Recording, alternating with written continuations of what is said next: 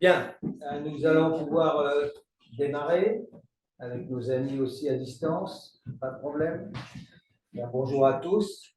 Donc, nous allons terminer la journée avant la séance avec Karine qui se déroulera à côté. Hein, en salle d'anglais. Très bien, donc dans une autre salle.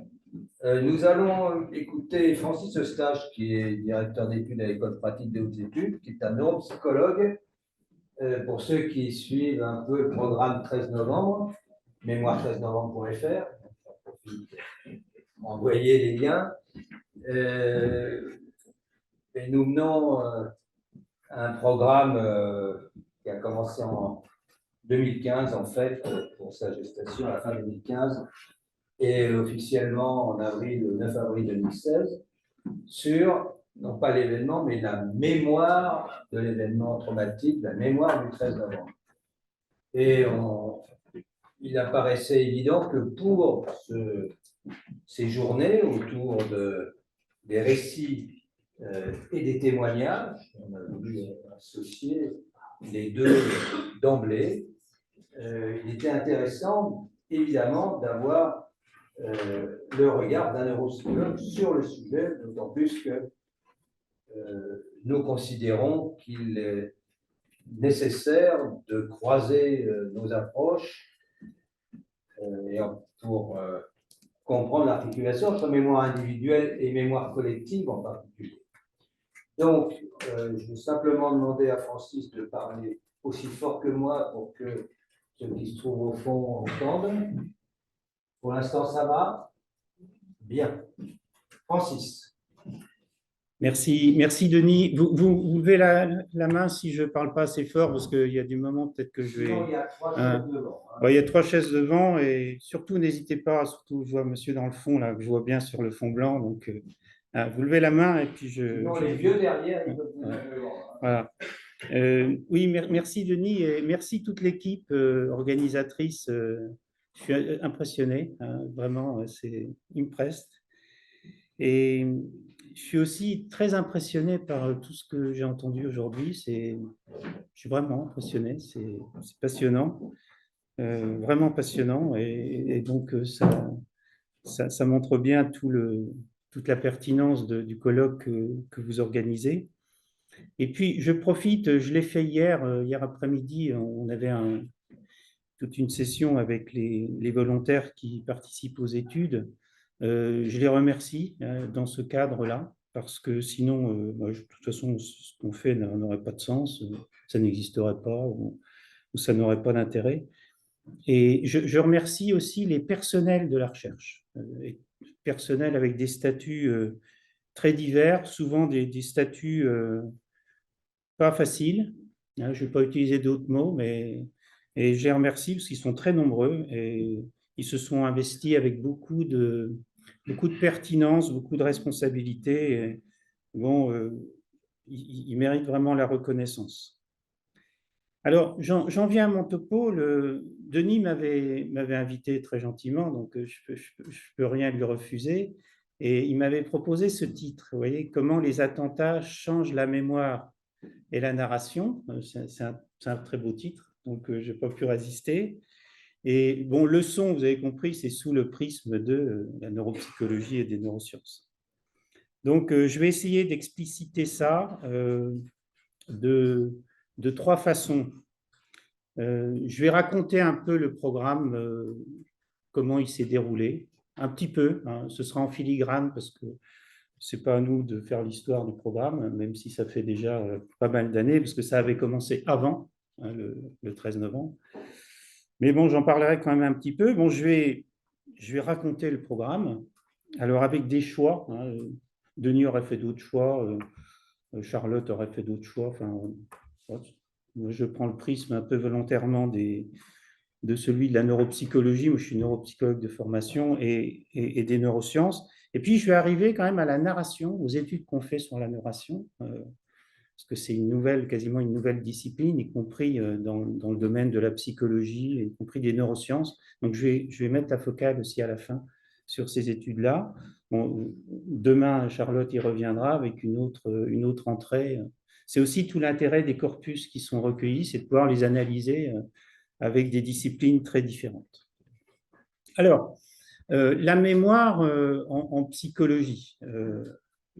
On a commencé très fort avec, sur la gauche, un psychologue allemand, Hermann Ebbinghaus, qui a eu une idée absolument remarquable, c'était de réduire, c'était un réductionnisme absolu, c'est-à-dire qu'il apprenait des syllabes sans signification. Vous voyez, il n'y avait pas de contenu, il n'y avait pas d'émotion, il n'y avait rien. Et avec cela, il a montré la courbe de l'oubli, enfin, il a fait des découvertes incroyables. Mais c'était un peu court. Vous voyez, les syllabes sans signification, on a parlé de mémoire avec des contenus un petit peu plus sophistiqués pendant toute la journée.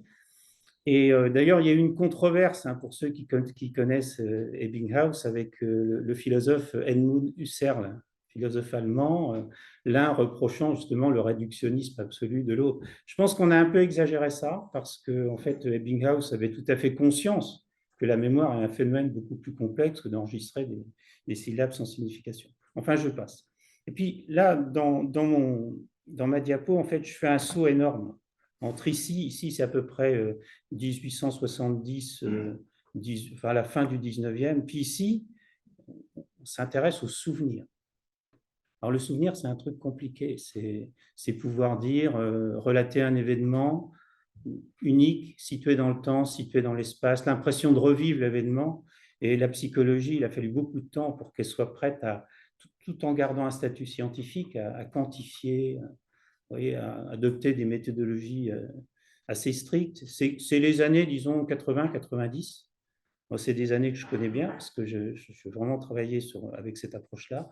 Et puis, les psychologues, à un moment donné, je fais un peu d'humour, hein, ont découvert que les humains étaient des êtres sociaux et que quand on a des interactions sociales, typiquement aujourd'hui, eh bien, ça aide au fonctionnement de notre mémoire individuelle. Parce que la mémoire individuelle, ça ne veut pas dire grand-chose. In fine, certes, j'ai ma mémoire à moi, j'ai quelques trucs dans mon cerveau, mais tout ça, ça s'est fabriqué entre les cerveaux, comme disait notre ami Bernard Stiegler. J'avais trouvé que son expression était excellente. Je lui montrais des cerveaux, il me disait, ah, c'est bien, Francis, ce que tu me montres, c'est bien, c'est vraiment bien. Mais tu sais, ça se passe aussi entre les cerveaux. Voilà. Alors, au-delà des petits groupes, des groupes plus larges, et puis des ressources culturelles, on en a parlé, hein, qui transcendent les individus. Puis ici, j'ai mis à l'opposé d'Ebbinghaus, Halbach. Je n'ai pas présenté Halbach à vous, mais je vous assure que quand je fais des exposés en neurosciences, en psychologie, c'est un illustre inconnu. Personne ne connaît Halbach, 1925, les cadres sociaux de la mémoire.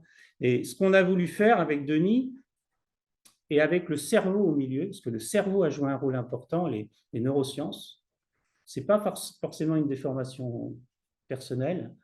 On est passé parfois par le cerveau pour, en tout cas, poser des hypothèses. On est arrivé à un petit schéma comme ça, qui est très simple. Vous voyez, c'est le petit bonhomme. Ce matin, ce n'était pas facile de prendre un café sur les terrasses parisiennes, pourtant j'aime bien, mais c'était difficile. Mais le petit bonhomme qui est avec sa mémoire, en fait, il est avec la mémoire des autres, ce qui s'est passé hier, et puis il est aussi avec sa mémoire culturelle. Et quand il encode un événement, et quand il restitue un événement, il le fait avec tout ça. Vous voyez, c'est très simple. Ce que je vous dis est très simple.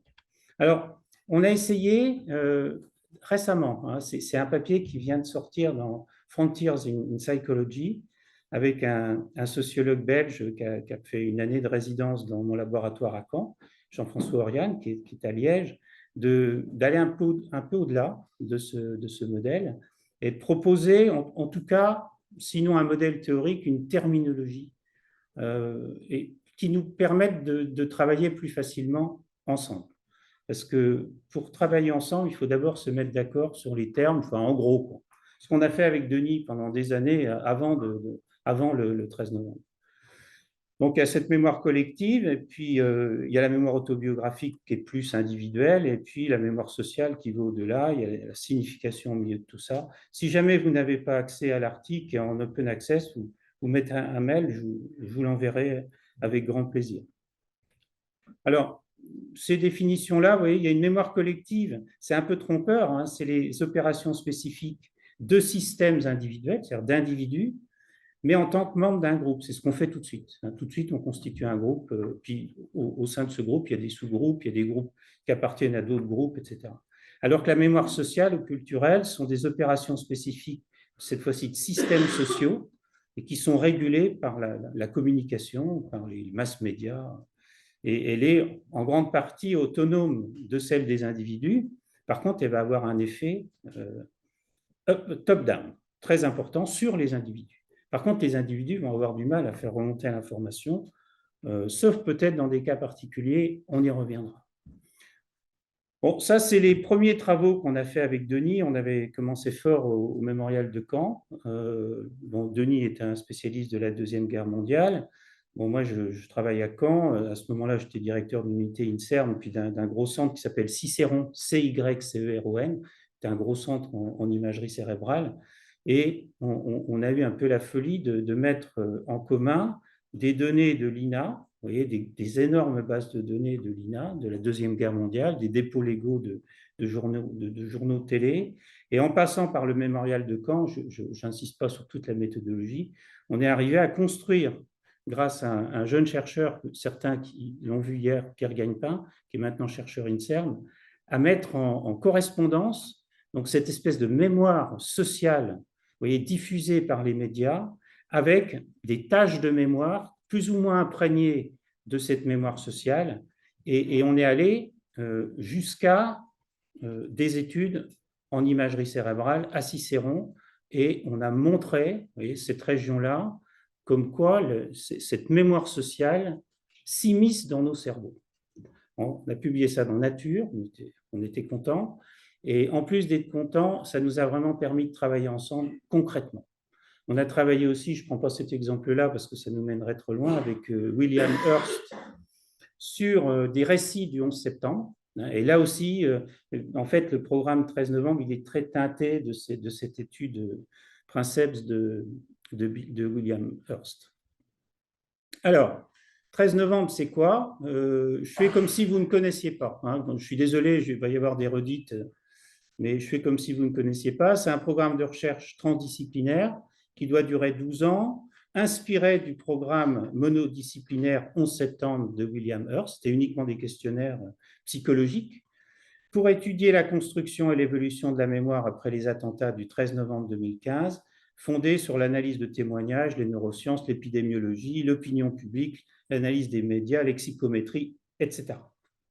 Tout ça pour comprendre l'articulation entre les mémoires individuelles et les mémoires collectives dans un sens très large. C'est 13 novembre, c'est 10 études coordonnées, ou en tout cas le plus coordonnées possible, hein, ce qui est pas simple. L'étude 1000, je vais vous parler essentiellement de ces trois-là, l'étude 1000, Remember, et puis l'étude d'enquête d'opinion publique du CREDOC. Et puis, bon, les autres études, j'en parle pas, hein, même si elles sont passionnantes. Puis là, il y a deux études qui démarrent, une étude en tomographie par émission de positons, c'est-à-dire c'est une autre technique d'imagerie cérébrale, ça se fait à Caen, hein, dans le labo Cicéron, et cette fois-ci, on mesure des modifications cérébrales au niveau des échanges entre les cellules cérébrales, alors que l'IRM permet uniquement de visualiser de grands ensembles neuronaux. Et puis ici, c'est la petite dernière, c'est l'étude chez les enfants des victimes, les familles des victimes, qui devrait démarrer, en tout cas on l'espère fortement, au mois de février prochain, sous la houlette de Bérengère Guillery, et qui aura lieu à la fois à Caen, qui sera piloté à Caen, et à l'ICM, à la Salpêtrière à Paris. Alors, je commence par le CREDOC. Hein. Je commence par cette mémoire qui nous transcende et qui est étudiée donc, par cet organisme semi-public qui fait des grandes enquêtes d'opinion depuis très longtemps. Et l'idée, hein, ça a été de pouvoir, l'idée et puis la réalisation, ça a été de pouvoir injecter des questions sur les attentats dans les grandes enquêtes du CREDOC, vous voyez, qui mesurent des tas d'autres choses. On dit souvent que le CREDOC prend le pouls des Français. Et pour résumer un peu toute l'ampleur de ces travaux. Alors, je ne vais pas tout vous mentionner parce que ce serait long, il faudrait que je parle d'une heure de ça. Mais simplement, bon, il y a des précautions oratoires, hein, que je passe. Je vous renvoie au rapport du CREDOC sur comment sont menées les différentes enquêtes. C'est généralement 3000 personnes, méthode des quotas, etc. Il y en a en face à face, puis il y a des études qui se font à distance. Et Covid aidant, elles se font maintenant à distance. Donc, vous voyez, il y a des précautions à prendre. Mais pour les résultats que je vous indique là, ça ne change pas grand-chose. Premier résultat, 97, ça c'est la première enquête qui a été faite au mois de juin 2016. Vous voyez, donc on est encore très proche des attentats du 13 novembre et c'est avant Nice. Nice, c'est 14 juillet. Et premier résultat, c'est que quand on interroge les Français, 97% d'entre eux ont un souvenir flash, flashbulb memory. C'est-à-dire que les gens sont persuadés, ah oui, je me souviens ce que je faisais, pourtant des choses totalement dérisoires, j'ai fait des pommes de terre, je sais pas quoi, enfin, des trucs. Et donc, c'est presque un abus de confiance de la mémoire. Parce que quand on dit ça, on est sûr d'avoir un souvenir véridique. Puis le terme de souvenir flash, vous voyez, un peu consacré maladroitement, alors que c'est un souvenir. C'est un souvenir qui est certes qui est fort, qui est puissant, mais qui va se modifier au fil du temps, comme tous les souvenirs. Bon, ça, c'est un résultat qui nous a un peu conforté dans cette idée que l'événement 13 novembre, c'est un événement vraiment massif, qui allait avoir une influence massive. Et ça, c'est les premiers résultats, là aussi, juin 2016, c'est la place des attentats du 13 novembre par rapport à tous les attentats depuis le début des années 2000. Vous voyez d'emblée la place, et puis la place du Bataclan, c'est comme ça. Le Bataclan prend la place tout de suite, les lieux du 13 novembre, même si, bien sûr, on a lutté contre ça, tous les membres du programme. Et puis, là, oui, c'est 2023, là, parce que j'ai sélectionné, c'est encore, j'arrive pas à lire, c'est mai 2021, on voit qu'il y a un changement. Et ce qui est intéressant, c'est que la mémoire de l'événement s'affaiblit, se concentre sur le Bataclan. Et par contre, les choses sont de moins en moins précises. C'est ce qui se passe merci de m'avoir corrigé, jusqu'en 2021. Et donc, il y a un effet du temps sur la mémoire factuelle. Les personnes donnent une réponse aux 3 questions. 61 au lieu de 83 auparavant, vous voyez. Donc, il y a une perte de précision, ce qui est normal, vous voyez, c'est des souvenirs qui s'amenuisent, et en même temps, la prégnance symbolique de l'événement devient de plus en plus grande. Vous voyez. Donc, on a une bascule entre des souvenirs qui deviennent imprécis, et puis au contraire, une reconnaissance de l'événement, on a en fait une sémantisation collective de l'événement. Pour les personnes qui étaient loin, c'est une enquête d'opinion. Faut bien situer les choses à leur place. Et puis ici, alors c'est là j'ai mis une diapo de janvier 2023 après le procès. Et donc là, on a quelque part, ça a été évoqué ce matin, une sorte de réécriture de l'événement, avec on approche une sorte de vérité, avec toujours les attentats du 13 novembre, vous voyez, mais qui gagnent encore en force. Voilà, je voulais juste faire ce petit récapitulatif pour montrer les processus de sémantisation et comme quoi les choses ne sont jamais jouées. C'est-à-dire que le procès, notamment, va être un moment peut-être assez exceptionnel de mouvements bottom-up aussi. C'est-à-dire toutes les personnes qui vont prendre la parole, qui vont être relayées par les médias et qui vont avoir un effet sur la construction de la mémoire sociale, c'est ce que j'ai défini tout à l'heure. Ce n'est pas forcément une situation classique.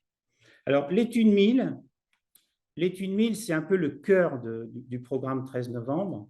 Ouais, elle est pilotée de main de maître par Denis, Karine, toute l'équipe. Alors, ce sont des recueils et des analyses de témoignages de, en gros, 1000 personnes. Et la grande idée, c'est de distinguer des cercles, où on va progressivement être distant du point ici où se passent les attentats. Le cercle 1, c'est les personnes directement exposées, donc ça va être les victimes, mais ça va être aussi les intervenants, les pompiers, les policiers, etc. Cercle 2, les habitants et usagers des quartiers visés. Cercle 3, les habitants d'autres quartiers plus loin hein, de la région parisienne. Et puis enfin, 3 villes de province, Caen, Metz, Montpellier. Autre dimension, c'est la dimension longitudinale. Donc, premier temps de l'étude, deuxième temps de l'étude 2018, troisième temps derrière nous et troisième temps à venir, fin du programme 2028. Ce sont des entretiens filmés par l'INA et le CPAD. Le CPAD, c'est le département images du ministère de la Défense. Et des questions qui sont posées sous la forme d'un entretien semi-directif, qui est en fait extrêmement précis. Il y a un guide d'entretien extrêmement précis, mais qui semble quelque chose d'assez naturel, et des questions assez ouvertes sur ce qui s'est passé, pourquoi et les conséquences du 13 novembre, très, très schématiquement. Tout ça est archivé remarquablement à l'INA, c'est sanctuarisé, patrimonialisé à l'INA. Alors, ça, ce sont tout ce qui a été recueilli comme données. Première phase, deuxième phase, troisième phase. Les couleurs, ce sont les cercles. Vous voyez que c'est considérable.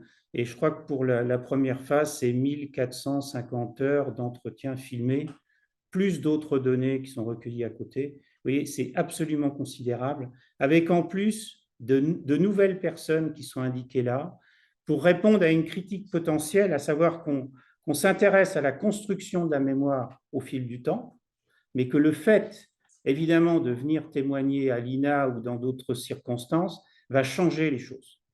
Donc, c'est une critique qu'on a fini par admettre. Je pense qu'on a eu raison. Alors, bien sûr, le design reste intéressant parce qu'on compare d'une phase à l'autre avec les mêmes personnes. Ça, c'est très important. Mais on a aussi des nouvelles personnes qui rentrent aux différentes phases. Voilà pour l'étude 1000. Alors, Remember maintenant, c'est comme dans un puzzle, c'est une étude qu'on appelle ancillaire de l'étude 1000, c'est-à-dire que c'est un sous-échantillon de l'étude 1000 qui rentre dans Remember. C'est grosso modo 200 personnes qui appartiennent au cercle 1 et au cercle 4. C'est-à-dire cercle 1 au milieu et cercle 4, ce sont en fait uniquement des canets parce que cette étude se fait à Caen et pour des raisons logistiques, c'était évidemment plus facile de commencer ce qu'on a fait. On a commencé, y compris l'étude 1000, on a commencé le 12 avril 2016 à Caen pour ces raisons-là. On a commencé l'étude 1000 et puis derrière, les IRM et ce que je vais vous expliquer là, quasiment dans la foulée. Voilà ce qu'il faut comprendre. Alors, on va s'intéresser dans Remember tout particulièrement aux troubles de stress post-traumatique et à la résilience. C'est-à-dire que le trouble de stress post-traumatique, il est décrit là, je ne vais pas vous décrire tous les... Bon, il faut d'abord l'exposition à un événement traumatique. Je passe vite, j'aurais envie d'en parler pendant des heures. Qu'est-ce que c'est qu'un traumatisme ? Vous voyez, quand on lit les journaux, c'est vrai qu'on est tous traumatisés. Ben non, on n'est pas tous traumatisés. Il faut appeler les choses. Et donc, un traumatisme, il y a des définitions très, très précises qu'on utilise ici. C'est le premier critère, sinon il n'y a pas de trouble de stress post-traumatique. Et puis derrière, il y a un certain nombre de symptômes, dont les intrusions. Alors, les intrusions, il faut comprendre ce que c'est. Les intrusions, c'est le contraire du flashbulb. Vous voyez, c'est pour ça qu'il faut appeler les choses par leur nom. Les intrusions, ce sont les personnes qui ont vécu ce traumatisme et qui sont confrontées à des éléments disparates. Alors, ça peut être des images, ça peut être des sons, ça peut être des odeurs qui appartiennent peu ou prou à l'événement traumatique, mais ce n'est pas construit comme un souvenir. Ça revient comme ça, vous voyez. C'est des bribes qui s'imposent à la conscience de la personne et la personne a l'impression que c'est à nouveau là. Vous voyez, que c'est présent. Alors que le souvenir, vous savez bien qu'il n'est pas là, qu'il est derrière vous. Vous êtes content de le retrouver ou pas content si c'est un souvenir désagréable. Vous revivez l'émotion, mais vous savez que c'est derrière vous. Donc ça, il faut comprendre parce que sinon, on ne comprend rien. Et moi, souvent, je lis des textes, je ne comprends rien. Donc, j'aime mieux comprendre. Et après, il y a le syndrome d'évitement, c'est-à-dire que les personnes essaient de se protéger. Et à force de se protéger, elles se protègent tellement qu'elles fabriquent une espèce de carapace. Et bien, cette carapace, elle les coupe du monde. et ça provoque à nouveau d'autres symptômes. Et puis après, il y a toute une cascade de symptômes que je ne décris pas. Mais déjà, le fait de comprendre ça, vous avez compris un peu le cœur du sujet. Et que dans Remember, c'est ce qui va nous intéresser, c'est les mécanismes qui conduisent aux troubles de stress post-traumatique, les mécanismes. Et puis, les mécanismes qui conduisent à la résilience. Alors là, les trois petits bonhommes, c'est essentiel. Il faut comprendre. Le petit bonhomme là, c'est le canet qui était derrière sa télé, mais il n'est pas traumatisé. S'il n'a pas de personne qui était au Bataclan ou sur les terrasses aux abords du Stade de France, et s'il n'a pas vécu de traumatisme antérieur, il est concerné, si vous voulez, il est empathique et tout ce que vous voulez, mais il n'est pas traumatisé. Après, les mots, on peut utiliser, moi je ne suis pas là pour définir la terminologie, mais à un moment donné, si on veut parler science, il faut avoir des mots qui soient précis. Et ce qui est très important pour le programme, c'est de comprendre qu'il y a 120 personnes du cercle 1 et schématiquement, en 2016, il y a à peu près la moitié de ces personnes qui présentent un trouble de stress post-traumatique authentifié et 50% qui ne présentent pas ce trouble. Donc, on va pouvoir étudier de façon exceptionnelle les mécanismes, certes du trouble de stress post-traumatique, mais aussi les mécanismes qui conduisent à protéger les personnes et pourquoi elles sont protégées plus que d'autres. Alors, ça, c'est ce qui se passe pendant les 2 jours à Caen. Donc, les personnes arrivent à Caen, elles sont accueillies par les huissiers, on appelle ça les huissiers, c'est les chauffeurs de la ville de Caen, qui ont une petite pancarte Remember à la gare. On a trouvé ce petit truc avec le maire de la ville de Caen. Je crois qu'on a eu une bonne idée. Enfin, je pense que, en tout cas, on a eu une bonne idée pendant toutes ces années. Il y a au moins celle-là. Donc, ils sont accueillis, ils vont à l'hôtel ou ils vont au labo. Et là, il y a une évaluation psychopathologique qui est très sophistiquée, qui est faite par des psychiatres ou des psychologues spécialement formés à la SCID, qui est un entretien qui est très long. Il faut des journées de formation pour arriver à un diagnostic. Ce n'est pas une échelle, oui, ce n'est pas PCL5. Des fois, vous verrez des études, PCL5, c'est un questionnaire, on demande aux gens s'ils sont traumatisés. Bon, ça sert à faire de l'épidémiologie, mais si vous voulez, ça n'a rien à voir. C'est un petit peu corrélé, quand même, il ne faut pas exagérer, mais ça n'a rien à voir à ce qui est fait là, où on va chercher vraiment les symptômes. Alors, pas uniquement de PTSD. Hein. Bon, là, il y a de la neuropsycho, dont je vais vous parler un petit peu. Et puis, tout le lendemain, c'est de l'imagerie cérébrale à Cicéron. C'est assez sophistiqué, et je n'ai pas le temps de vous détailler, mais simplement, on s'intéresse aux intrusions.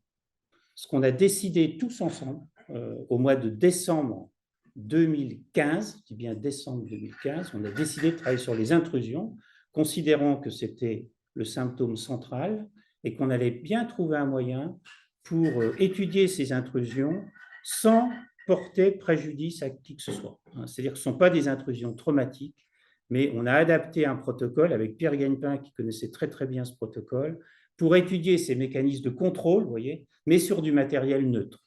Alors, si on a le temps, je développerai le paradigme qui s'appelle Think No Think, mais vous pouvez aller voir sur le site, parce qu'on a beaucoup sur le site Mémoire 13 novembre, vous trouverez des infos. Et ça, c'est la première grande publication du programme, en tout cas de Remember, où on trouve les 3 groupes de sujets, là, les sujets non exposés, les exposés sans PTSD et les exposés avec PTSD. Et ce qui est remarquable, vous voyez, bon, là ce sont nos canets qui inhibent, j'ai envie de dire gentiment, parce qu'il n'y a pas de raison qu'il n'y ait pas de processus qui leur permette de contrôler leur mémoire, vous voyez, et d'enlever des pensées intrusives, et ça marche encore plus. Alors, ce qui n'est pas forcément facile à interpréter. En tout cas, ces mécanismes de contrôle, ils sont quelque part hyper actifs chez les personnes exposées, hein, vous me suivez bien, sans PTSD. Et puis, ils sont défaillants chez les PTSD. Alors, ça a été publié dans Science. Ça nous a permis ensuite de relancer d'autres études, d'autres analyses. Ça a été un moment très important pour les équipes, parce que bon, on a présenté ça en conférence de presse à l'INSERM et tout. Enfin, ça a vraiment bien boosté le programme. Et puis ensuite, on a fait des choses qui sont plus pointues.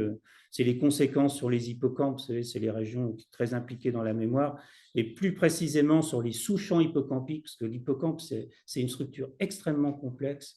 Et on a fait le lien avec les différents symptômes, les modifications des hippocampes, et les hippocampes qui se modifient aussi au fil du temps. Alors, ça pose plein de problèmes passionnants, justement, sur les mécanismes de résilience. Alors, je laisse là l'imagerie cérébrale parce que je voulais vous parler un peu de neuropsychologie. Ce sont des études qui sont en neuropsychologie, certaines sont publiées, certaines sont en cours de publication. Il y a des étudiantes en thèse qui sont en train de travailler dur sur la question. Et je voulais ça me permet, cette étude-là, elle est intéressante parce qu'elle me permet de moduler un peu ce que je viens de dire du trouble de stress post-traumatique. C'est un peu en écho à l'intervention que je faisais ce matin après la conférence. C'est qu'en fait, c'est beaucoup plus compliqué. Il n'y a pas de trouble de stress post-traumatique ou pas de trouble de stress post-traumatique. Il y a des troubles de stress post-traumatique partiels. Il y a des formes différentes. Et cette étude-là essaie d'approcher ça. Et c'est en ça que je trouve qu'elle est. J'ai fait le choix de vous la montrer. C'est-à-dire qu'il y a des personnes qui vont être dissociées, c'est-à-dire qui vont avoir un sentiment de déréalisation, dépersonnalisation, qui vont beaucoup éviter. Puis il y a au contraire des personnes qui vont être hyper vigilantes et qui vont s'approcher en quelque sorte des situations traumatiques, qui vont être attirées comme ça de façon irrépressible.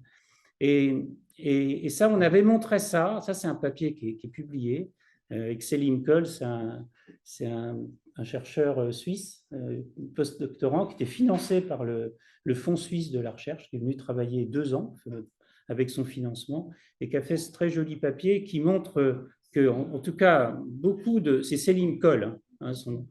Vous trouvez, là aussi, si vous êtes intéressé, vous me demandez, ou alors c'est sur le site peut-être avec Karine, vous trouvez plein de choses chez Karine. C'est un paradigme un peu compliqué parce que c'est de la psycho assez intensive, avec en plus des eye trackers, vous voyez, des systèmes qui permettent de voir où va le regard. Et on voit que les personnes qui ont un trouble de stress post-traumatique, de façon générale, elles vont éviter les regards tristes. Elles vont éviter les regards tristes.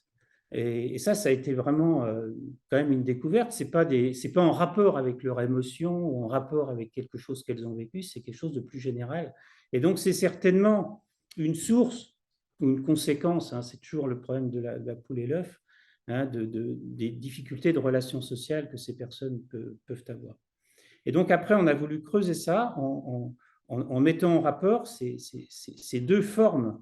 Hein, donc, on peut appeler hypervigilance ou dissociation de troubles de stress post-traumatique. Et ce qui est intéressant, c'est qu'on a pu le faire sur 2 temps. Hein, le premier temps de l'étude, le deuxième temps de l'étude. Si vous êtes très observateur, observatrice, vous avez vu que les temps sont un peu décalés, parce que Remember est toujours un petit peu après l'étude 1000. Les gens rentrent d'abord dans l'étude 1000, puis dans Remember après. Donc là, c'est le nombre de personnes, les hommes, les femmes, etc. Et la manip, c'est une manip, je vous dis, assez intensive où les personnes, donc on mesure leur mouvement du regard pendant une tâche de mémoire où en gros, elles doivent apprendre 2 choses. Elles doivent apprendre des visages, mais ces visages, vous voyez, ils ont une certaine émotion. Et puis, ils doivent apprendre aussi la profession qu'est censée faire la personne. Donc, donc, on va appeler ça émotion, on va appeler ça profession, et on va s'intéresser essentiellement aux émotions tristes. Et ce que l'on voit, vous voyez, c'est ce qu'on appelle dans notre jargon une double dissociation. La dissociation, c'est un phénomène. Hein. Cette fois-ci, ce n'est pas la dissociation au sens psychiatrique du terme. Et on voit que plus les personnes sont hyper vigilantes et plus elles vont mémoriser les émotions des visages. Vous voyez, c'est quand même pas rien. Hein. Alors que les autres, ben, ça va être le contraire. C'est plus elles sont dissociées, plus elles vont au contraire ne pas prendre cette perception des visages, mais par contre, elles vont avoir des performances normales pour l'appariement sur les professions des gens. Donc, vous voyez, dire ce que m'a demandé Denis, la mémoire des attentats, hein, pour faire vite, vous voyez que c'est extrêmement compliqué parce qu'on peut avoir des résultats, des performances, hein, si on peut les appeler comme ça, en fait, diamétralement opposés. Et ça, c'est l'étude de corrélation hein, qui confirme. C'est-à-dire que dans l'évolution, hein, les personnes qui évoluent d'une façon ou de l'autre, hein, au bout des 2 années passées, eh bien, ça confirme ce résultat. Alors, donc j'avais mis une petite conclusion si ma démonstration est difficile à suivre. 2 profils symptomatologiques dans le trouble de stress post-traumatique. qui module la représentation en mémoire des aspects émotionnels et non émotionnels, ou en tout cas moins émotionnels. Plus les participants évoluent vers une symptomatologie qui s'équilibre avec le temps, et plus cette mémorisation déséquilibrée des informations émotionnelles et non émotionnelles diminue, s'atténue. Et donc, les altérations mises en évidence dans cette étude à travers de la présentation de signaux sociaux sont à mettre en relation avec les difficultés d'interaction sociale fréquemment relevées dans le TSPT. Excusez-moi avec la faute de... C'était à 5 heures du matin, donc je suis un peu moins vigilant. Ça, c'est une autre thèse qui je vous montre qu'une diapo, mais je voulais vous en parler parce que je pense que c'est très intéressant. C'est autre chose, c'est un paradigme qui est complètement différent. C'est une thèse aussi, c'est la thèse de Laura Chartier que certains ont vu hier, qui a présenté un guide pour un guide qui présente qui explique le trouble de stress post-traumatique, qui est co-construit avec les participants du programme 13 novembre. Et là, c'est une autre manip qu'elle a faite qu'elle a exploitée dans le cadre de sa thèse. C'est une expérience de projection dans le futur. C'est-à-dire qu'on va demander aux personnes de se projeter dans le futur et de choisir des événements plausibles ou non plausibles. Par exemple, le 14 juillet va être le défilé du 14 juillet, je prends cet exemple-là parce qu'il est drôle, va être annulé cette année. Vous voyez, c'était a priori peu plausible. Et en fait, il a été annulé parce que c'était le Covid. C'est formidable. On a inventé un truc. Voilà, ça c'est autre chose. C'est une parenthèse qui n'a pas grand-chose avec ma démonstration. Mais vous voyez, des événements comme ça qui sont positifs ou négatifs et qui sont surtout passifs ou qui impliquent la personne. On va parler d'agentivité dans ce cadre-là. Et ce qui est important, vous voyez, ce qui va changer là, c'est cette projection dans le futur qui va passer pour les deux types de personnes, donc à la fois avec PTSD et sans PTSD, contrairement au contrôle non exposé ici, qui vont avoir tendance à voir le futur de façon passive. Dans les deux cas, là on est en 2018. C'est une expérience qu'on ne renouvelle pas là parce qu'on est obligé de faire des choix stratégiques. Et ce qui m'a beaucoup intéressé, c'est que chez les PTSD, je m'excuse quand je dis PTSD, c'est par un raccourci de langage, eh bien en fait, ce passage peut être obligé, c'est lié à une croissance post-traumatique, c'est-à-dire à une évolution post-traumatique qui est plutôt favorable chez les PTSD. Vous voyez, c'est comme un passage obligé. Alors que chez les personnes qui n'ont pas de PTSD, eh bien au contraire, c'est plus associé à des mécanismes d'évitement, qui sont persistants. Donc, le message de ce papier-là, qui est soumis il est soumis actuellement dans un grand journal de psychiatrie, British Journal of Psychiatry, il n'est pas encore accepté, toucher du bois, donc pour la thèse de Laura, c'est que, vous voyez, PTSD, pas PTSD, c'est pas si simple que ça. Voilà, et je pense que c'est important de le dire parce qu'on a des visions souvent binaires, parce que c'est facile de penser de façon binaire. Et ça permet de l'écrire sur un sujet quand même qui est très important, qui est le sujet de la projection dans le futur, parce qu'évidemment, on va parler d'avenir bouché, on va parler de tout ça. Alors, j'arrive presque au cœur de mon sujet, parce que là, je vous ai raconté des tas de choses, mais j'ai tourné un petit peu autour. Je vous ai présenté le programme, je vous ai présenté le CREDOC, je pense qu'il fallait en parler, l'étude 1000, vous avez compris le principe général, et puis Remember. Et ce que l'on fait tout de suite, alors c'est de plus en plus difficile, ce que l'on fait, techniquement et tout ce qu'on veut, au niveau de l'organisation, etc., c'est qu'on va essayer de croiser ces données, ces belles données que l'on recueille. On essaie de croiser les choses. Et évidemment, ça pose des tas de problèmes. Des tas de problèmes organisationnels, de mise à disposition, etc. Enfin, je passe là-dessus, mais pour les étudiants qui travaillent sur ce sujet-là, c'est quand même extrêmement difficile.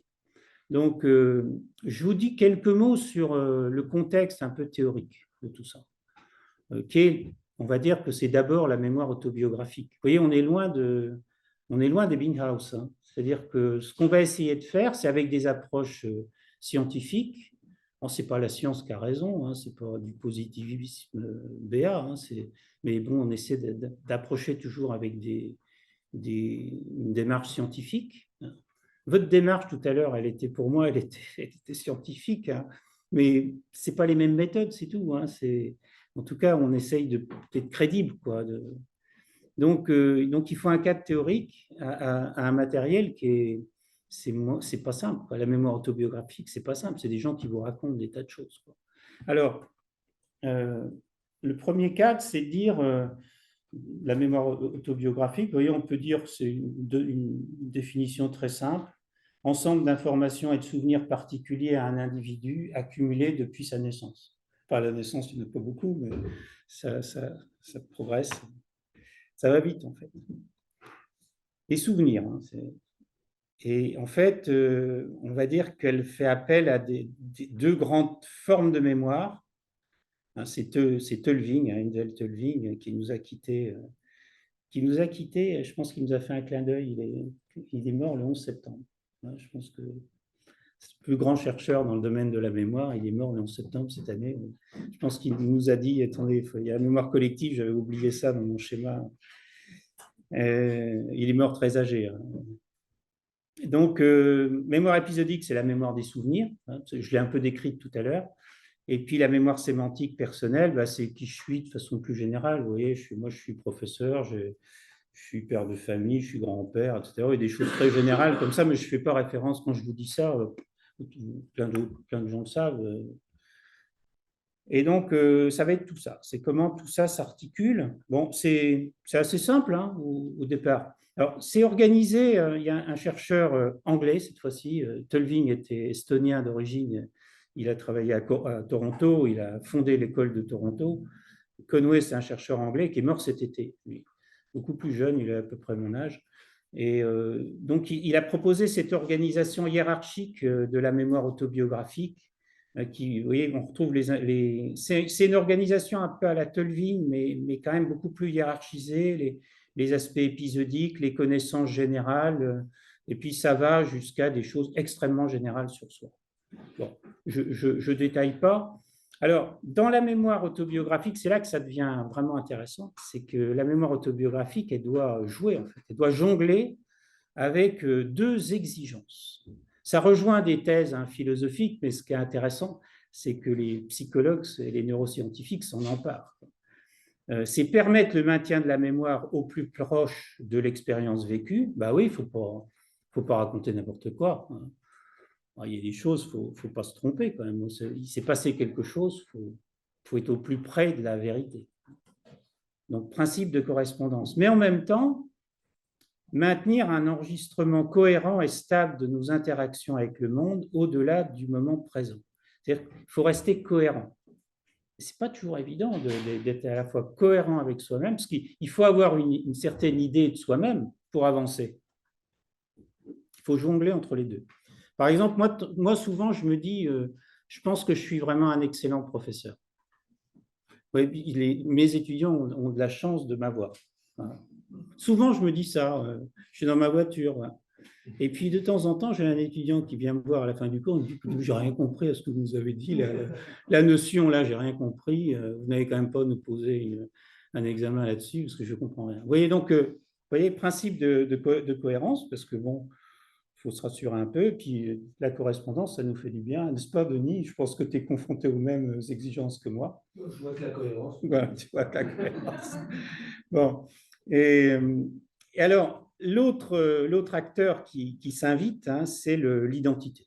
C'est-à-dire que cette belle mémoire autobiographique, elle va être modulée, vous voyez, par notre identité personnelle. Et puis, la mémoire autobiographique va enrichir ce self-memory system, ce SMS, qui est un peu plus compliqué qu'un SMS, vous avez compris. Et donc, vous voyez qu'on arrive à quelque chose qui est beaucoup plus complexe que ce qui n'y paraissait.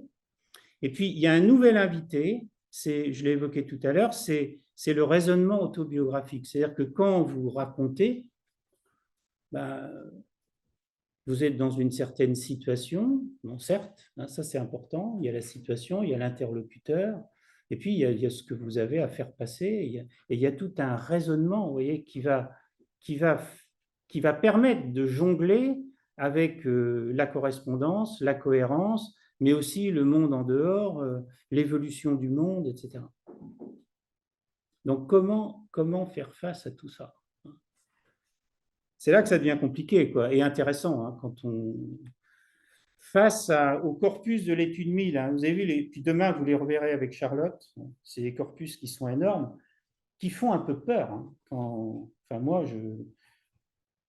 moi j'ai beaucoup travaillé avec des listes de mots, vous voyez, des choses comme ça. On peut faire des tas de trucs, hein, des tas d'expériences très intéressantes avec des listes de mots. On peut jouer sur les mots, sur la balance émotionnelle, on peut jouer sur le type d'encodage, le type de récupération, la durée de rétention. On peut faire des tas de choses. C'est beaucoup plus facile. Là, déjà, la situation de mémoire autobiographique, comment c'est recueilli, on n'a pas de très bon contrôle de l'encodage. Et puis en plus, si on veut apprendre tout ça, on n'est pas bien en fait. Et avec 1450 heures d'entretien filmé, alors je n'ai même pas parlé des films, hein. Là pour l'instant, ce sont les corpus retranscrits, hein. On s'arrête à ça. Dupliqué 3 fois, vous voyez, avec les évolutions, etc., les différents cercles, etc. Vous imaginez la difficulté, PTSD, pas PTSD, etc. Alors, ce qui est intéressant là, c'est dans ces études au croisement, c'est vraiment le but, c'est d'injecter les variables biomédicales, en tout cas certaines d'entre elles, notamment le statut psychopathologique et puis d'autres. Alors, j'ai choisi cette étude-là, c'est une des études de Laura Chartier, qui est, je pense, l'étude la plus simple. C'est une étude relativement simple. Je vous donne quelques préceptes là, de cette étude. Les réactions péritraumatiques, c'est-à-dire ce qui se passe au moment tout autour du trauma, participent à l'expérience de l'événement et influencent la manière dont il est mémorisé et raconté. Deuxième point, la préparation au stress, en amont. Préparation au stress et au danger peut réduire le développement de réactions péritraumatiques, émotionnelles et donc dissociatives. La dissociation, c'est le fait c'est la dépersonnalisation, la déréalisation qui peut se produire après un traumatisme intense. Donc, il y a beaucoup d'études qui existent, hein, sur la narration traumatique, mais c'est la première qui peut, disons, étudier les effets de la préparation et du contrôle et leur lien avec un trouble de stress post-traumatique potentiel. Alors, je ne vais pas développer la méthodologie de façon précise, mais l'idée, c'était d'évaluer des contenus dissociatifs et de contrôle dans les narrations du 13 novembre 2015 de civils. Alors, les civils, c'est le terme qu'on a fini par conserver. Il vaut ce qu'il vaut, hein, il n'est pas excellent. Et puis, les premiers intervenants. Les premiers intervenants, ça va être les pompiers, ça va être les policiers, etc., donc, qui ont bénéficié de formation en amont, hein, c'est en cela qui nous intéressait, exposés, ayant ou non développé un TSPT. Donc, vous voyez, on s'intéresse à des personnes du cercle 1, hein, vous avez bien compris si vous m'avez suivi, cercle 1, mais qui ont comme caractéristique soit des civils, là, les personnes qui étaient dans la fosse du Bataclan, sur les terrasses ou aux abords du Stade de France, et d'autre part les intervenants, qu'ils aient ou non développé un trouble de stress post-traumatique. C'est-à-dire qu'on va avoir ces deux vecteurs-là qui vont nous intéresser. Et puis, alors, sur un plan lexicométrique, on a utilisé un logiciel qui s'appelle Iranutex, ça ne va pas vous dire grand-chose, qui permet de faire des classifications hiérarchiques descendantes, c'est-à-dire de trouver des termes, hein, de classer les termes.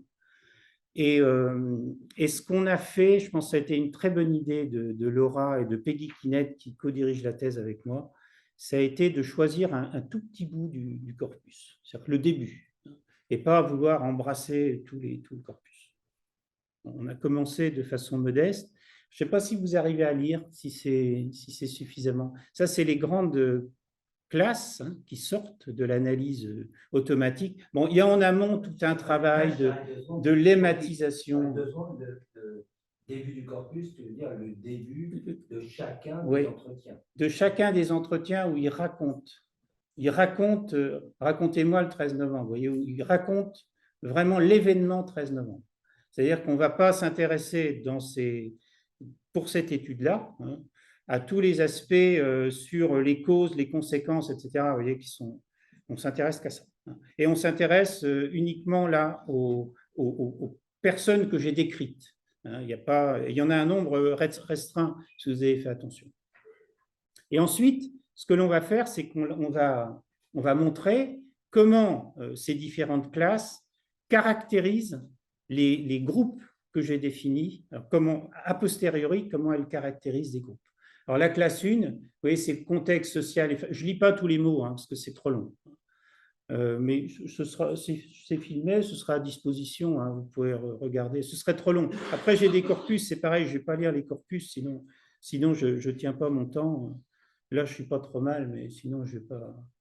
Donc voilà, les différentes classes, donc les intervenants ici. Vous voyez, les intervenants, vous avez tout de suite les véhicules, les pompiers. Enfin, vous voyez, c'est assez. Alors, il y a des gens méchants qui disent que c'est circulaire. Il y a toujours des gens méchants. Moi, je trouve que réussir avec une analyse automatique à montrer ça, c'est extrêmement intéressant. Ça veut dire qu'il faut qu'on continue avec des choses plus complexes, mais qu'on retombe sur nos pieds. Enfin, moi, je suis content quand on retombe sur nos pieds. Les civils, ici, les détails centraux dissociatifs, émotionnels, et puis les blessures corporelles. Ici, bon, les personnes qui vont parler, c'est les personnes qui n'ont pas de PTSD. Alors, donc les résultats, je les mets un peu en musique là parce que c'est plus facile. Les narrations des civils contiennent des détails dissociatifs et émotionnels. Les narrations des intervenants contiennent des détails professionnels. D'accord, hein, ça, vous avez bien compris. Ça, c'est le premier type de résultat. Les narrations des civils et intervenants avec troubles de stress post-traumatique contiennent des détails liés au cadre social et familial du 13 novembre, donc le contenu mnésique le plus émotionnel, et les narrations des civils et des intervenants sans troubles de stress post-traumatique contiennent des détails liés au contrôle individuel et collectif, à l'entraide entre individus ou collègues. D'accord? Donc c'est l'aspect protecteur. Conclusion, l'étude met en évidence l'influence de la préparation au stress sur la narration d'expériences traumatisantes et sur une représentation de soi contrôlante lors de l'événement. Elle montre également, chez des personnes initialement non préparées à ce type d'expérience, la place centrale de l'action individuelle et collective dans la narration de leur expérience et dans la résilience post-traumatique. Alors, dernière étude, je vais vous montrer juste le design de l'étude. C'est une étude qui est en cours, l'analyse est en cours, et c'est une thèse qui porte uniquement là-dessus. La thèse de Laura, vous avez vu, on est allé sur des pincettes, on a fait juste une de ces 4 études sur ce sujet-là, parce que c'était risqué, hein, pour ne pas utiliser d'autres mots. Et là, c'est une étudiante qui est très courageuse. Elles sont toutes courageuses et ils sont tous courageux, mais elle est courageuse parce qu'elle est orthophoniste et praticienne. Et donc, elle fait sa thèse en parallèle. Donc, on a réussi à lui dégager 2 jours par semaine. Mais ce qui est bien, c'est qu'elle a une formation en sciences du langage, ce qui n'est quand même pas du luxe quand on aborde ce genre de questions. Et puis, elle a une bonne formation par ailleurs en psycho. Enfin, et alors, ces étudiantes-là, les 3 que j'ai citées, elles ont aussi recueilli les corpus. Elles ont participé aux études en tant que psychologue et Lucie avec un statut un peu différent. Alors, cette étude-là, bon, elle porte sur les deux phases. Ça, c'est vraiment le but, c'est qu'elle porte sur les 2 premières phases. Toujours les entretiens de l'étude 1000. Cette fois-ci, récit de l'événement et causes et conséquences. Vous voyez, là, l'ambition est plus lourde. Et sur les participants de Remember. C'est-à-dire qu'on croise les 2 études. C'est-à-dire qu'on a l'ensemble de l'étude 1000, d'accord? L'ensemble des corpus de l'étude 1000, 2 fois, phase 1, phase 2, et Remember, c'est-à-dire alors, ce n'est pas 200, hein, c'est un peu moins parce que tous n'ont pas eu ceci, cela. Ça, la recherche clinique, c'est toujours comme ça. Mais c'est quand même, vous voyez, un échantillon assez important. TSPT+, TSPT-, contrôle. Bon, il y a l'âge des personnes qui est intéressant. Hein, c'est le corpus 13 novembre. Et encore plus Remember, Sur Remember, on n'a pas pris des personnes, c'était 50-50, hein, c'est ça. Oui, j'arrête. Denis me dit de faire court. Alors, ça, c'est un modèle de la mémoire autobiographique et plus précisément de la narration autobiographique. Je ne vous ai pas mis le modèle dans son ensemble parce que c'est 10 000 petits ronds, vous voyez, parce que c'est compliqué notre affaire. Donc, je l'ai simplifié, j'ai pris les ronds principaux, la structure de la narration, le raisonnement, c'est-à-dire le lien entre cohérence et convergence, et puis les aspects affectifs. J'ai pris ces trois points-là. Et alors, on utilise un autre logiciel que Charlotte connaît bien, dont elle vous parlera demain, qui s'appelle TXM. C'est un travail qui est fait avec des collègues de l'ENS Lyon qui sont experts, qui ont développé ce programme. Et on injecte dedans des dictionnaires, vous voyez, qui sont censés refléter ces grandes dimensions. Alors ça, les machines font beaucoup de choses. Après, tout est vérifié, tout est coté. Il y a des échelles de Likert, parce qu'il y a un poids différent des mots en émotion, etc. Et on arrive à des choses comme ça. Alors, le lien avec la psychopathologie, ça, vous avez compris. Et on arrive à des choses comme ça. C'est-à-dire qu'à partir de corpus, je ne lis pas le corpus, puis il y a Denis qui me fait des signes très importants. Donc, non, mais on arrête. Donc, ce qui compte, vous voyez, c'est de pouvoir comme ça surligner les mots dans les corpus. Voilà, les mots qui appartiennent aux trois grandes catégories. Voilà, je termine, je conclue. Je conclue très vite. Les mémoires sont évolutives. Mémoire individuelle, collective, sociale. Tout ça, c'est la mémoire. Mémoire traumatique, plein de guillemets.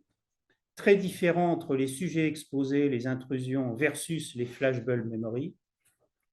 Le flashbulb memory, c'est un abus de confiance du contexte. Ça ne veut pas dire qu'on retient ça ad intégrum.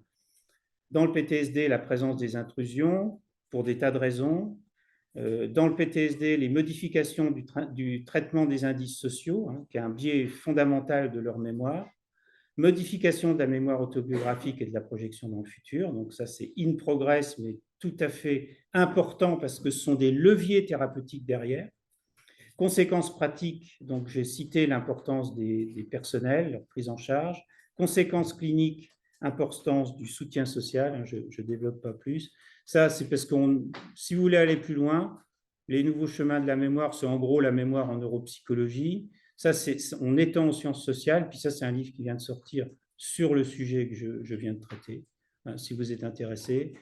Ça, c'est merci à tout le monde. Et merci à vous.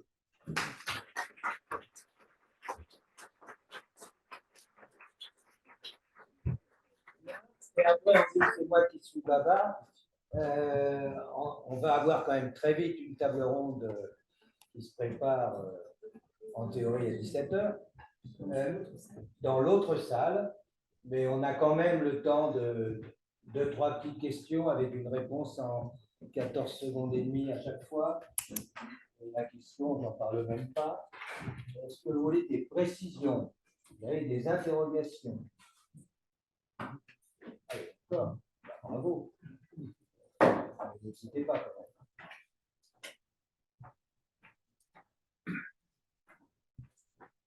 Il n'y a pas de question de... Non, ils ont tous été complètement subjugués, scotchés. Bon, alors simplement, si vous voulez en savoir plus, je l'ai évoqué tout à l'heure, mémoire13novembre.fr, vous avez ici le lien. Oui, une question.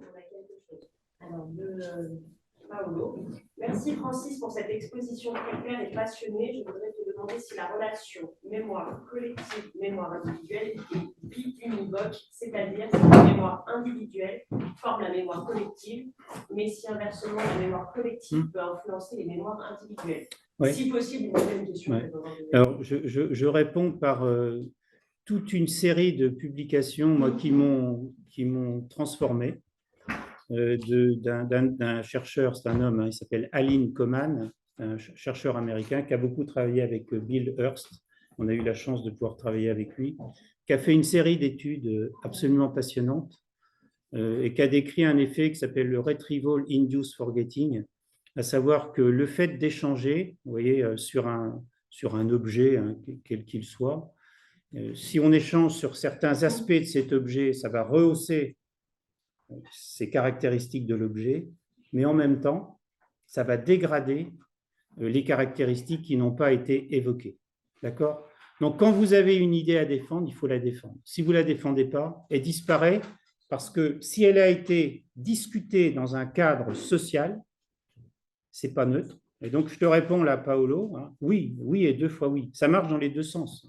C'est-à-dire que l'individu, c'est bien la notion de mémoire partagée. L'individu, il a un rôle sur cette mémoire collective-là, hein, collective, hein, pas sociale. Sociale, il faut s'y mettre à beaucoup. Hein, il faut des grosses manifs pour que ça bouge. Et pour prendre un exemple et on terminera là-dessus, Paolo, oui, mais on n'aura pas le temps, là, on est déjà en retard. Tu m'excuseras auprès de Paolo. Mais pour prendre l'exemple qui est accroché à l'actualité, j'avais évoqué à un moment donné la question du procès.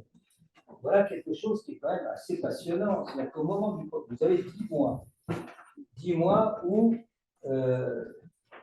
finalement les journalistes vont renvoyer, vont construire un récit qui est très largement partagé. Hein. D'ailleurs, ils ont fait un super boulot et ça devait pas être très simple. L'occasion d'en discuter avec eux d'ailleurs, mais les engueulaient un peu quand ils disaient qu'ils allaient tous les jours au procès, mais ça c'est un autre problème. Il faut un peu s'épargner, mais ce qui est très intéressant, c'est qu'ils ont construit un récit très largement partagé, qui est construit à partir de quoi? À partir des témoignages individuels des rescapés, des parents endeuillés, des policiers, etc., etc. Donc, ces individus, ces mémoires individuelles ont nourri une sorte de grand récit partagé par les journalistes qui eux-mêmes, parce qu'il y a eu une très forte médiatisation dans ces 10 mois, ont renvoyé ce récit-là par le biais des médias à l'ensemble des Français, ont participé à la construction d'une mémoire collective du 13 novembre qui est devenue la mémoire, alors de la mémoire façon sociale dégradée, évidemment, ensuite, a nourri les mémoires individuelles de toutes les personnes qui écoutaient ce grand récit partagé. Et donc, on avait une illustration de cette dialectique entre mémoire individuelle et mémoire collective, ce qui doit aussi nous interroger, bien entendu, par comparaison avec la catastrophe qui a été la mémorisation de Nice, de l'attentat de Nice, puisque là, le procès, il n'y avait pratiquement rien, il n'y avait pratiquement pas de journalistes. En plus, je ne vais pas revenir dans le détail, mais la configuration était évidemment différente de par la présence encore de terroristes pour le procès du 13 novembre. Mais ça veut dire que, et ça n'est pas un hasard quand on renvoyait la référence au Crédoc, à l'étude du Crédoc, si la référence aux attentats de Nice, alors que c'était l'horreur absolue, on avait un souvenir, s'est effondrée dans la mémoire collective quand on leur dit quels sont les attentats qui vous ont le plus marqué depuis l'an 2000, donner trois cas, et bien Nice était à 45% 6 mois après, Nice. Encore un an et demi plus tard, c'était tombé à 19%. Donc, vous voyez que, et ça a des conséquences aussi pathologiques sur les personnes, parce que c'est la double peine. Non seulement ils ont vécu ce qu'ils ont vécu, mais en plus, ils en ont conscience, on les a oubliés. Donc ça entraîne aussi, ça a des conséquences sur ce que pourrait être les politiques mémorielles aussi, qui engagent tout le monde depuis le chef de l'État jusque nous tous et les scientifiques et les associations de victimes. Donc voilà, simplement pour donner une illustration contrastée de cette articulation et de ce que ça pouvait apporter. Allez, vas-y, va. Allez, on va quand même poser la question de Paolo, la dernière. Alors, comment exclure qu'un sujet cané, par exemple, peu résilient, soit touché par le TSPP, alors qu'il, elle, n'est pas directement exposé au traumatisme, mais seulement indirectement? Oui, alors là c'est des questions, merci hein, Paolo, mais c'est des questions qui vont nous entraîner loin, parce que c'est pas facile de répondre en 14 secondes et demie, comme tu me l'as demandé, Denis. Moi, je suis obéissant, parce que c'est mon grand chef. Donc, Paolo, je propose qu'on en reparle. Ça intéresse tout le monde, mais c'est trop long. On admet maintenant, effectivement, dans les critères des traumatismes indirects, qu'on appelle aussi vicariants. Hein, et d'ailleurs, on était très sensibilisés, toute la direction du programme depuis le début, pour les enquêteurs et pour les personnes qui contrôlent les récits, parce que ce sont des récits qui sont extrêmement durs. Donc, j'ai envie de répondre comme ça, Paolo, toi, qu'effectivement, le trouble de stress post-traumatique, c'est généralement quand on est confronté à un événement traumatique, et il faut une définition précise de ce trouble de stress post-traumatique, mais il y a aussi d'autres situations, puis il y a des situations qui vont réactiver. On a parlé des médias en ligne. Pour les personnes qui ont été exposées à des attentats, il faut éviter BFM TV et tous les autres, absolument. C'est vraiment une source de revivre à nouveau les intrusions, réactiver les intrusions. Bon, mais je dépasse mes 14 secondes et demie, donc voilà, je m'arrête. Simplement, vous voyez, ce sera une piste évidemment à creuser, c'est la question du ressassement, que ce soit Francis ou moi, quand on est intervenu et on intervient dans les chaînes d'infos en continu, on leur dit attention, les règles déontologiques habituelles qu'on vous impose, de respecter, de ne pas faire. Ça, c'est évident. Mais le problème, c'est quand vous présentez des images, que toutes les 10 minutes, vous dites ah bah tiens, on a une nouvelle qui se rajoute, et ainsi de suite, et qu'on est tous en attente de ce renouveau-là. C'est une sorte de reprise du ressassement qui est l'une des caractéristiques du trouble de stress post-traumatique. Et donc, on ne crée pas un trouble de stress post-traumatique par le ressassement de ces chaînes d'infos en continu, mais on crée des pathologies assez proches. Ça explique pourquoi, par exemple, dans nos entretiens, on s'est retrouvé avec des personnes de cercle 4 qui n'avaient pas de lien du tout avec des personnes touchées par les attentats et qui racontaient cette histoire en pleurant. Voilà. Et on voyait bien qu'il y avait quelque chose qui n'allait pas, qui dysfonctionnait. Alors, il y a des réveils de troubles de stress post-traumatique antérieurs, évidemment, mais il y a aussi le fait que ces mécanismes de ressassement reproduisent le ressassement caractéristique du trouble de stress post-traumatique. Je vous remercie pour votre attention. Et bravo.